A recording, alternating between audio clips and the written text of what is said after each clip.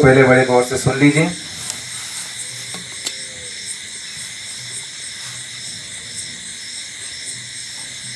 गुरु महाराज कह रहे हैं कि जो जो कर्म लोग इस शरीर के द्वारा कर रहे हैं और पहले किए हैं, उनकी माफी तब तक नहीं मिलेगी जब तक सद्गुरु नहीं मिलेंगे। क्योंकि कोई भी अग्नि पानी वहां जाने वाला नहीं है जो कर्मों को धो दे या जला दे। संत ही उसको चुका सकते हैं। जो वो जब मिल जाएंगे तभी कर्मों की सफाई धुलाई होगी और माफी होगी। इसके लिए आपको सद्गुरु की शरण लेनी होगी।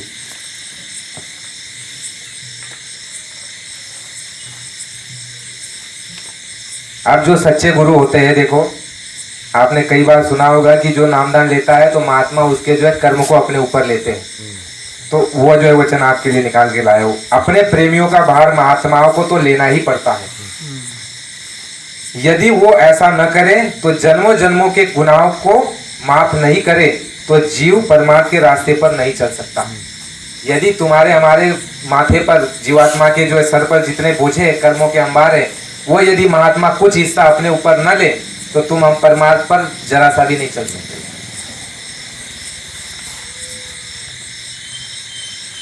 आप थोड़ा समय ध्यान भजन में सुमिरन में अवश्य दो।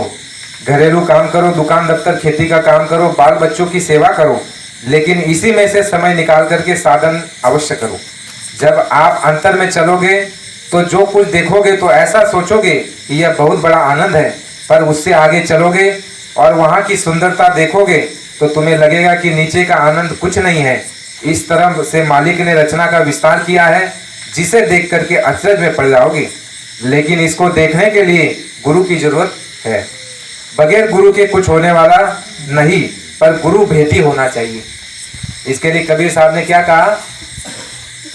कबीर हम घर के भेदी लाए हुक्म हुजूरी।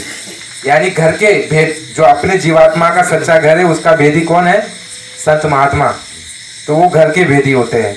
ऐसा भेदी होना चाहिए, पर गुरु भेदी होना चाहिए। आपको रास्ता बता दे और चला दे, रास्ता बताए भी और चलाए भी। ऐसा गुरु होना चाहिए, भेदी गुरु। फिर कहा कि गुरु मत बनना। गुरु महाराज ने अगर मुझे इस काम के लिए आदेश न दिया होता तो मैं कभी भी यह काम करने वाला नहीं था। यह सबसे खराब काम है। नामदान दो, इनकी गंदगी को ले लो, सूरत की संभाल करो, कहीं ये नरक चले न जाए। यह सबसे खराब काम है और इसके लिए जितनी मेहनत महात्माओं को करनी पड़ती है, उनकी मेहनत दुनिया के और किसी काम में नहीं है। यह सबसे बड़ी जिम्मेदारी है। कहने का मतलब यह है कि असल बात, कोई भी आदमी भूल से भी इस काम को ये छोटा मोटा काम नहीं है, भूल से भी ना करे, नहीं तो जितना जीवों का पाप होगा वह सब लदेगा। जितने भी अज्ञानता में शिष्य को बनाते जाओगे, तुम बनाओ, तुम्हारे पास कुछ नहीं है लेकिन शिष्य बनाओगे, गुरु बनोगे, ये विधान है उसका। वो सारे के सारे कर्म के अंबार तुम्हारे ऊपर अपने आप ऑटोमेटिक आएंगे और खुद चले जाएंगे नरक। उसी को कहा है कि अंधा गुरु बहरा चेला होए नरक में ठेलम ठेला। इसीलिए गुरु महिमा है तो सच्चे महात्माओं की है, नकलियों की नहीं है। जितने जीवों का पाप होगा वो सब लदेगा और करने वाले को सीधा कहाँ जाना पड़ेगा? नरक। शाकाहारी सदाचारी बाल संघ पत्रिका 7 जनवरी सन 2009 पृष्ठ नंबर 4। इसमें तो कोई संदेह नहीं है। फिर गुरु महाराज ने कहा कि देखो, जो शिष्य कहलाता है, जिनको गुरु दरबार में मान मिलता है और हमेशा पास रहते हैं, उन्हीं के ऊपर भूत सवार होता है वैसा। वो गुरु में अवगुण देखने लगते हैं। यह नहीं जानते हैं कि गुरु समर्थ होते हैं। जैसे हमारे गुरु महाराज में कुछ लोग बुराई निकाला करते थे दादा गुरु में, जबकि उम्र 35 वर्ष की थी और स्त्री बच्चे सदा उनके पास रहे, परंतु कुछ कह दिया करते थे। पास रहने वाले का नाम शिष्य नहीं है और मान पा लेने का नाम पहुंचा हुआ नहीं। कहते हैं गुरु के दरबार में हर किस्म के लोग अनेक भाव में पड़े रहते हैं, अनेक भाव में गुरु के दरबार में पड़े रहते हैं। गुरु किसी को किस तरह से सुधारते हैं यह तो गुरुमुख जाने। सेवक नाम उसी का है जो गुरु में किसी प्रकार का अवगुण ना देखे और गुरु जो कहे उस आदेश का पालन करे। सुमिरन ध्यान भजन में लगा रहे, जिससे मन इंद्रियां मोटी न होने पावे। गुरु के पास रहने वालों को आगे पीछे दाहिने बाएं चारों तरफ सतर्क रहना चाहिए।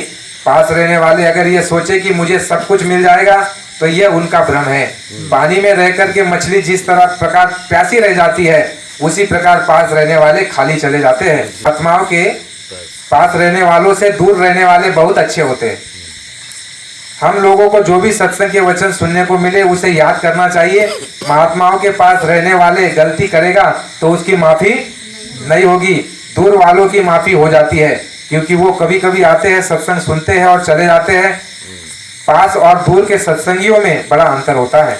दूर के लोग आते हैं, धीरे धीरे दया लेकर के चले जाते हैं। पास वाले रह जाते हैं, उनको यह रहता है कि मैं तो पास में रहता हूँ, पीछे से ये सोचता है कि मुझ पर दया नहीं हुई, इसलिए धीरे धीरे वचनों को याद करे।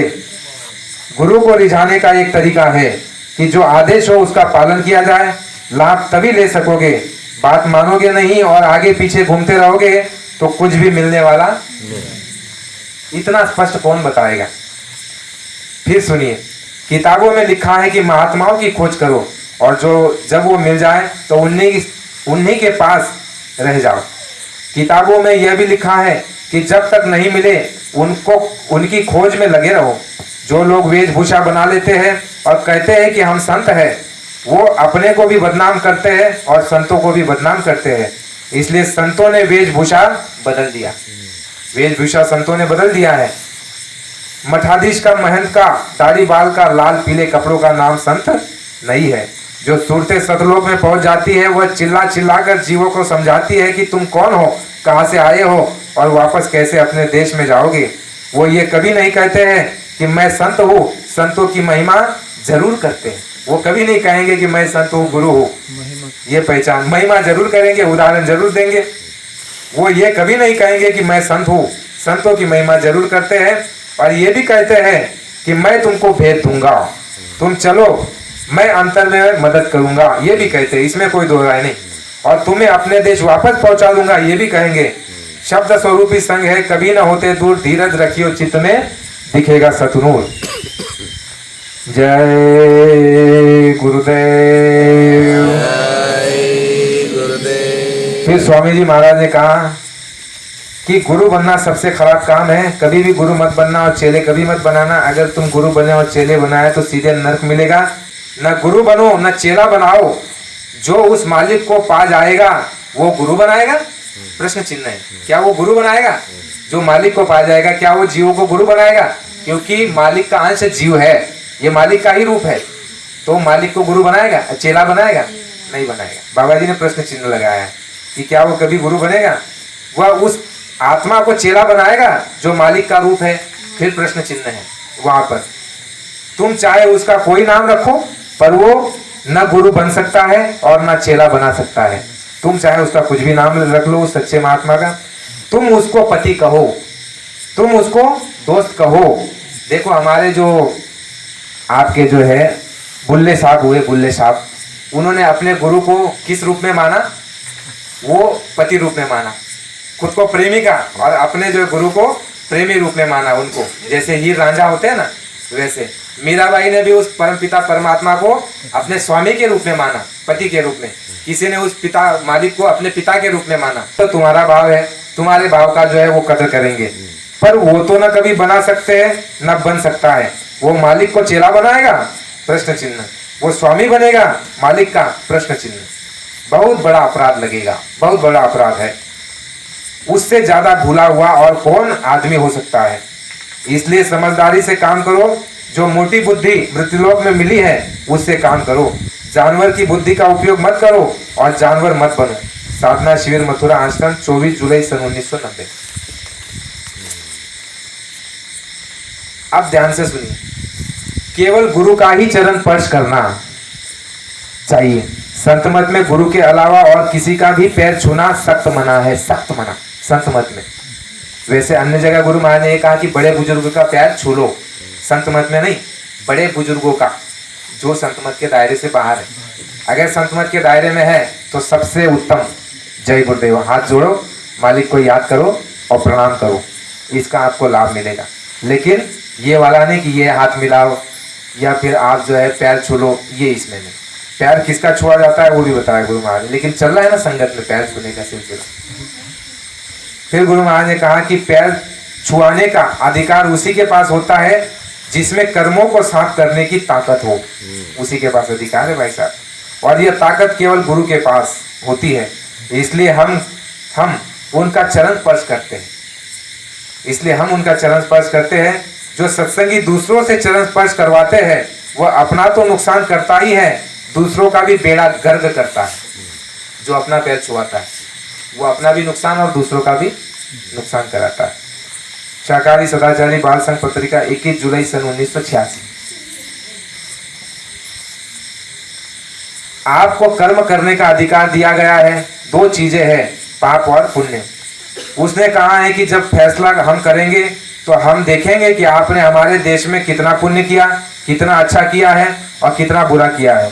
अच्छे कर्म का अच्छा फल मिलेगा, बुरे कर्म का बुरा फल होगा। तो आप महात्माओं की खोज करो, उनके पास जाओ, उनसे दया की भीख मांगो, भेद लेकर साधना में लग जाओ, उनसे अपने गुनाहों की माफी करवा लो और साधन करके अच्छे बुरे कर्मों को जला दो, अच्छे बुरे दोनों कर्मों को जला दो, न पाप रह जाए न पुण्य रह जाए, आप इससे पार हो जाओ। ये जो रास्ता है, ये किसी प्रेमी ने हमको व्हाट्सएप पे पूछा था कि भाई साहब पुण्य और परमार्थ अलग है क्या? बिल्कुल अलग है। गुरु महाराज ने कहा परमार्थ का मतलब होता है आत्म कल्याण, आत्म धन। आत्मा जहां भी जाएगी वो धन उसके साथ चलेगा, मिलता है।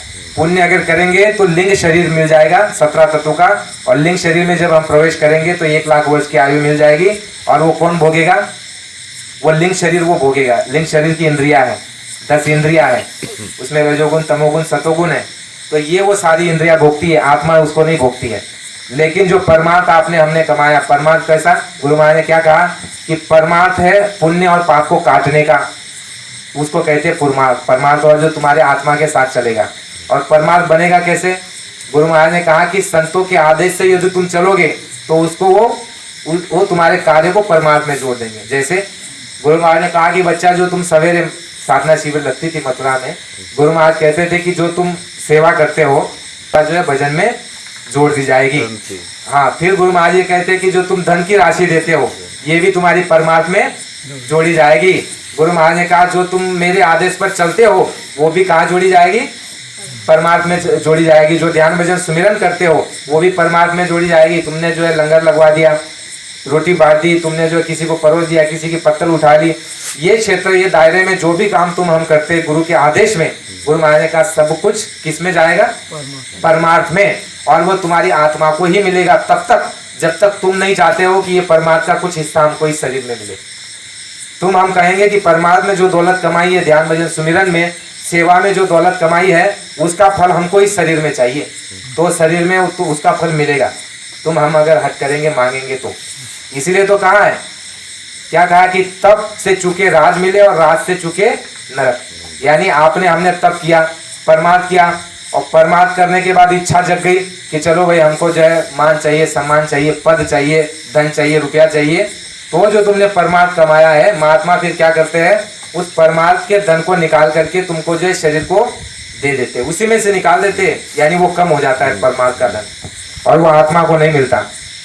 अब उसमें से जो है और एक आप नया वचन लेकर के आया, उसको सुनो। आप जो कुछ भी खर्च करते हैं यह या तो मेरे नाम से या मालिक के नाम पर, आप इस खर्च का भुगतान मालिक करेगा। यानी हमने जो भी खर्च गुरु महाराज के नाम से किया, जो भी ठीक है गुरु महाराज के नाम से कर रहे हैं, ये मालिक के नाम से कर रहे हैं, तो स्वामी जी महाराज क्या कह रहे हैं? इसका भुगतान कौन करेगा? वो मालिक, और वो तुमको जो है उसके भुगतान में देगा। फिर कह रहे हैं वो मालिक करेगा। बीच में कोई क्या करता है इसको मत देखो। बीच में कौन क्या कर रहा है, तुमने मालिक के नाम से दे दिया, अब बीच में कोई क्या कर रहा है उसका इस्तेमाल, उसको तुम मत देखो, इसको मत देखिए। लोग मंदिर में जाते हैं, भेंट चढ़ाते हैं, भगवान को अपनी श्रद्धा से उसका हिसाब नहीं लेते मंदिर के पुजारी से। लेकिन बाबा जी कह रहे हैं कि तुम जो भी मेरे नाम से या मालिक के नाम से खर्च करोगे उसका जिम्मेदार बाबा जी कह रहे हैं कि मैं हूँ, वो मालिक उसका भुगतान करेगा। तो ये परमार्थ होगा। तो हम आप कभी कहते हैं ना भाई धन तो दे रहे लेकिन जाता है कि नहीं जाता, अच्छे काम में लगता है कि नहीं। आप अपने भाव से, शुद्ध भाव से मालिक के नाम से आपने दे दिया, भूल जाओ। गुरु महाराज को मद्देनजर रख करके आपने दिया, इसका भुगतान मालिक करेंगे। नियों के धनी और संसारों के शहंशाह है, वो क्या नहीं दे सकते, वो सब कुछ दे सकते हैं। अच्छा, मैं जब गुरु को ढूंढ रहा था तो सब जगह गया, कोई साधु ऐसा नहीं मिला, सब चेला बनाते हैं, सब चेला बनाते हैं। चेला बना लिया तो ये काम करो, वह काम करो, कढ़ाई मलो, लंगोटी खींचो। मुसलमानों के यहाँ मैं गया और वहाँ भी मुझे खुदा से मिला दो कहा, तो मुल्ला लोगों ने कहा कि खुदा यहाँ कहाँ, बोले कि नहीं। स्वामी जी महाराज ने जो बताया कि मैंने गुरु की खोज की, महात्माओं की खोज की, तो एक प्रसंग आता है, तो उस प्रसंग में स्वामी जी महाराज ने बताया कि मैं जब महात्माओं की खोज में था तो हमको मालूम पड़ा कि एक जो है अपने आप को महात्मा बता रहे थे कि वो क्या करते थे, वो घी का पेशाब करते थे। कई वृंदावन मथुरा क्षेत्र में ही कई थे, तो बाबा जी ने कहा कि वो घी का जो है पेशाब करते थे। तो हमको मालूम पड़ा, लोगों ने कहा कि बड़े पहुँचे हुए महात्मा है, तो तुमको भगवान से मिला देंगे। तो बाबा जी ने कहा कि हम उनके पास गए, तो उनको कहा कि हमको भगवान से मिलना है, तो उन्होंने कहा मेरे पास रुको, मैं तुमको मिला दूंगा। तो गुरु महाराज ने कहा वो मुझसे सारा काम करवाते। और फिर हमने देखा कि ये कोई सच्चे महात्मा नहीं है। तो फिर हमने देखा कि ये जो घी का पेशाब करते हैं ये कैसे होता है। तो स्वामी जी महाराज उनके कमरे में रहते थे, तो गुरु महाराज ने उनको छुप करके जो है कमरे में रह गए एक दिन। तो गुरु महाराज ने देखा, गुरु महाराज ने बताया कि वो क्या करते थे, घी का डब्बा जो है योग शरीर में लेते थे और उसको रोक करके रखते थे, और सुबह जो है उस घी का पेशाब करते थे। तो लोगों को बड़ा अचरज होता था कि पहुंचे हुए महात्मा घी का पेशाब करते हैं।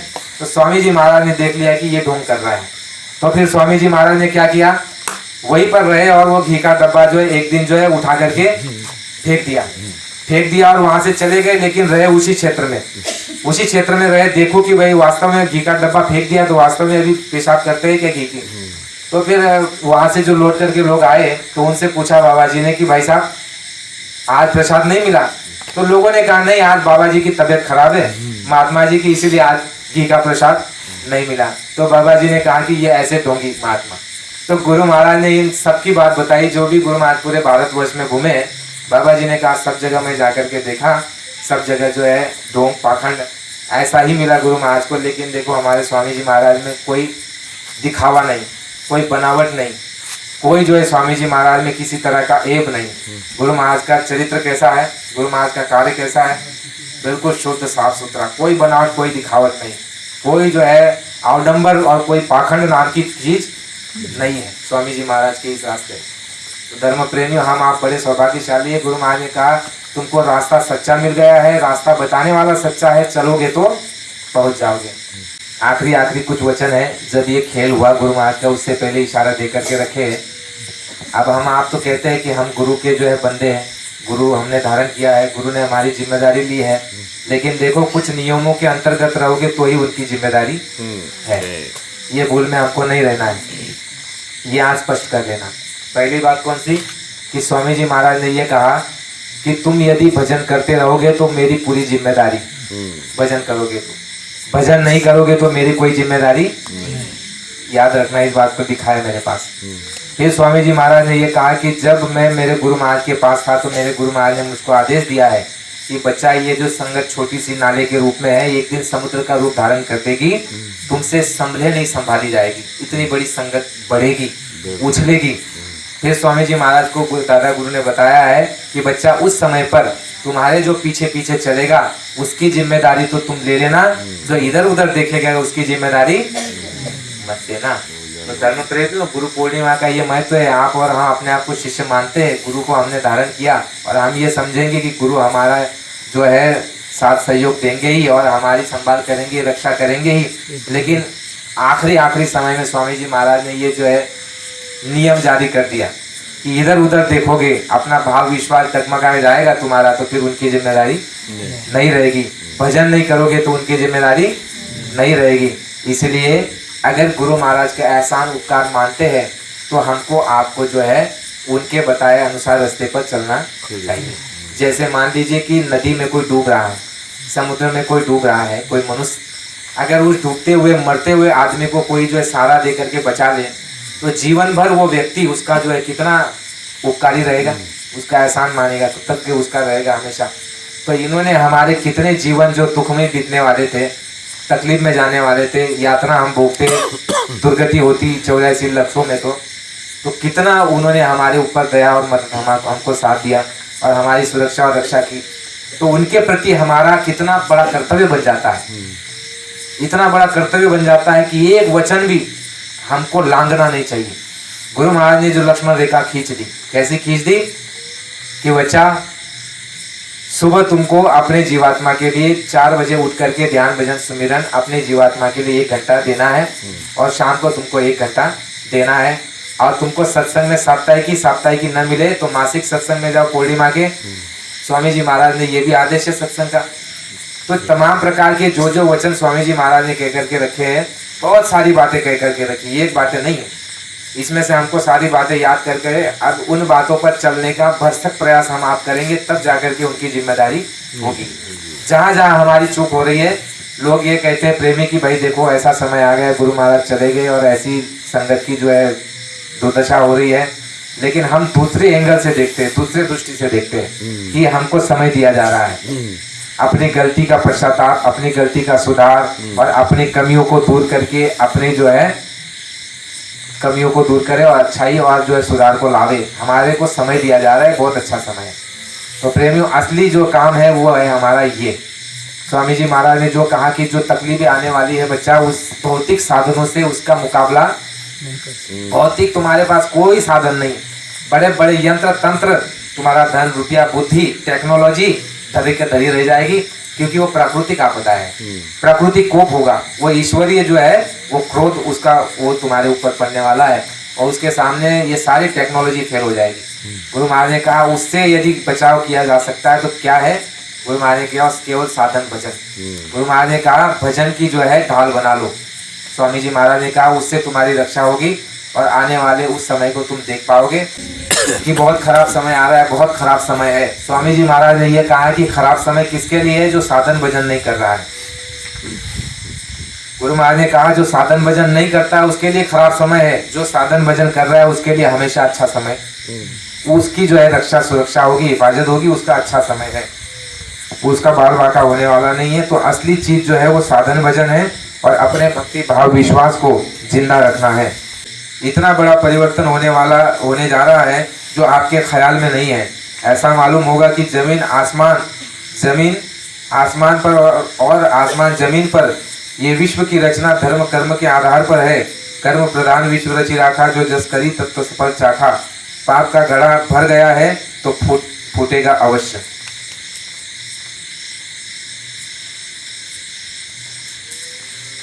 आगे एक समय आ रहा है जबकि पूर्व से पश्चिम और उत्तर से दक्षिण तक दुनिया में जितने भी देश है सभी जगह जगह आग लग जाएगी, लाशों पर लाशों का नजारा दिखाई देगा। यह सब तुम्हारे कर्मों के फलस्वरूप होगा। अगर तुमने अपना खान पान चरित्र सुधार लिया तो वह प्रभु तुम्हारी रक्षा करेगा। इसीलिए तुम जल्द से जल्द अपना मांस मछली अंडा शराब खाना पीना छोड़ दो, फिर तुम्हारी रक्षा हो जाएगी। बाद में तुम आत्म कल्याण भी कर सकोगे। मुस्लिम राष्ट्र में भारी युद्ध व कलह होगी और काफी जनहानि होगी। विश्व के बहुत से शहर बर्बाद हो जाएंगे। चीन में भी तबाही आएगी। जो लोग बचेंगे उनकी सहायता भारत करेगा। भारत में भी बहुत बड़ी कलह होगी और युद्ध होगा। लाश पर लाश पड़ी दिखाई देगी। अतिवृष्टि अनावृष्टि भूकंप तूफान, अन्न की कमी और दवाइयों की कमी इतनी हो जाएगी कि लोग त्राही त्राही करते हुए भागते नजर आएंगे। 1 रुपए की दवा 100 रुपए में भी नहीं मिलेगी। पूरब का पाकिस्तान समाप्त हो जाएगा। बाद में पश्चिम का भी कुछ घटना होगी और पश्चिम के पाकिस्तान का भी वही दशा होगी। भारत के आसपास के देशों में भी भारी परिवर्तन होगा। स्वामी जी महाराज ने कहा कि प्रकृति सजा देना चाहती है, महात्माओं ने उसको रोक करके रखा है। लेकिन ये घटना कब हो जाती है? छोटी मोटी, जैसे आपने देखा कि गुजरात में जो है हवाई जहाज गिर गया, दुर्घटनाएं हो गई। तो गुरु महाराज ने ये कहा था कि महात्मा जब थोड़ी सी ढील दे देते हैं तो ऐसी घटना हो जाती है। वैसे तो महात्माओं ने रोक करके रखा है, लेकिन तुम्हारी अक्ल ठिकाने लाने के लिए महात्मा कभी कभी ढील दे देते हैं और ऐसी घटनाएं हो जाती है। अगर महात्मा उसको न रोके होते तो कब का विनाश हो गया होता। फिर स्वामी जी महाराज ने कहा कि ये सब कुछ विनाश हो, लीला होगी, नुकसान होगा, भारी जनहानि होगी। उसके बाद क्या होगा? जब सारे वाद इकट्ठे होकर के आपस में टकरा जाएंगे, उनका खात्मा हो जाएगा और मिट्टी में मिल जाएंगे। अंत में मानववाद रह जाएगा। मानववाद का जब मंथन होगा तब गुरुवाद आएगा और उसका विश्व मंच पर झंडा फहराएगा। अर्थात महापुरुषों के आदेश का पालन शासन करेंगे। यानी तकलीफ आएगी, आफत आएगी, उसके बाद जो समय आएगा उसमें गुरु हाथ आएगा, यानी जो है गुरु के आदेश के अंदर कौन रहेगा, शासन करने वाले। तब जो है सारा का सारा ढांचा अपनी जगह आएगा। ये सारी की सारी बातें जो है गुरु महाराज की जो है जैसा किस्सा हमारे सामने आएगी, ये जो है कटने वाला नहीं है, बिल्कुल होगा। तो इसमें हमको असली बात क्या पकड़नी है, अपने को सुरक्षा का जो है, रक्षा का जो है कवच मिल गया है। कर्मों की सफाई का जो है गुरु महाराज ने क्या कहा अभी अभी कि ये जो सारी तकलीफ आफत आएगी वो किसकी वजह से, तुम्हारे कर्मों के फलस्वरूप। और विचार करो, तुमको हमको स्वामी जी महाराज ने जो जड़ी जो नाम दी है वो क्या काम करती है, पाप और पुण्य को समाप्त और नष्ट करने का। जब तुम्हारे हमारे पाप और पुण्य ही नहीं रहेंगे तो सजा किसको दी जाएगी। तो तुमको हमको वो शस्त्र, वो औजार, वो रास्ता, वो जरिया तुमको हमको मिल गया है, साधन भजन की युक्ति मिल गई है। तो हमको जो है उसको जो है निरंतर करते रहना है, चाहे जितनी आफत आए, जितनी तकलीफ आ जाए, जितना संसार का काम रहे, हजार काम को छोड़ करके हमको साधन भजन पर बैठना है। क्योंकि बाबा जी ने कहा समय कम है और न जाने तुम्हारा जो है ये शरीर मकान में कब तुमको खाली करा दिया जाए, कोई गारंटी है नहीं। हमारे देखो एक दिन बात हुई नितिन भाई की, हम कार्यक्रम में सूरत में जाते थे तो हमारे काशीनाथ काका सुनाया करते थे सत्संग में कि स्वामी जी महाराज के साथ जो है ईश्वर लाल जी शास्त्री, वो स्वामी जी महाराज के पीछे पीछे चलते थे, किसी कार्यक्रम के लिए जा रहे थे तो उनका मकान आ गया, सूरत या कहीं मरोली में ही था, तो उनका मकान आ गया पुराना पुश्तैनी, तो वो वहाँ पर दीवार गिरी हुई थी उसकी मकान की। तो स्वामी जी महाराज से ईश्वर लाल शास्त्री साहब कहते हैं कि बाबा जी ये जो है दीवार गिर गई है, क्या इस दीवार को बना लूं? तो बाबा जी जो है कुछ भी नहीं सुनते, बड़ी तेजी से और चलते।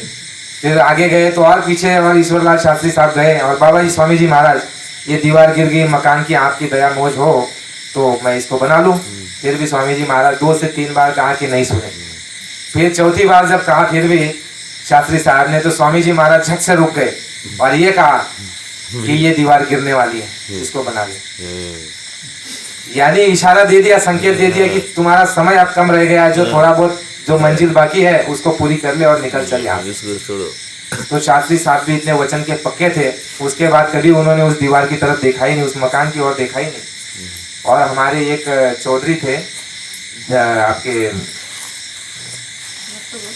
दत्तू भाई चौधरी, उन्होंने हमको बताया था कि ईश्वरलाल शास्त्री साहब का जब समय पूरा होने वाला था तो उन ईश्वरलाल शास्त्री साहब ने दत्तू चौधरी साहब को बताया था कि दत्तू भाई मैंने गुरु महाराज का सहसा एक एक वचन का पालन किया, कोई भी गलती नहीं की मैंने। ऐसे प्रेमी होने चाहिए। गुरु ने एक ही वचन बोला कि तेरा ये जो है दीवार गिरने वाली है, उस दीवार की क्या बात करता है। तो ऐसे हमको कितनी बातें बताएगी लेकिन एक भी पकड़ी नहीं, इसलिए अभी जो है ठोकरे खा रहे हैं। ईश्वरलाल शास्त्री साहब ने अपना काम कर लिया। ऐसे गिने चुने ही बिरले ही सत्संगी है जिनका उदाहरण है। ये गुरु बहन है, उनके लिए गुरु महाराज ने कहा था कि बच्चे ये पूरी हो गई, उसने अपना जीवन काल में काम कर लिया गुरु बहन ने, वो आज भी जीवित है। महाराज की इतनी बड़ी जन समुदाय संख्या है हमारे सत्संगियों की, लेकिन कितने निकले। और आखिरी में तो गुरु महाराज ने बता दिया कि तुम में से कोई भी जो है नहीं निकल पाया। 5 मिल गए होते तो काम हो गया होता, एक भी मुझे नहीं मिला। तो ये सब सुन करके हमको जो है अपने अंदर सुधार करना है। असली चीज तो ये है।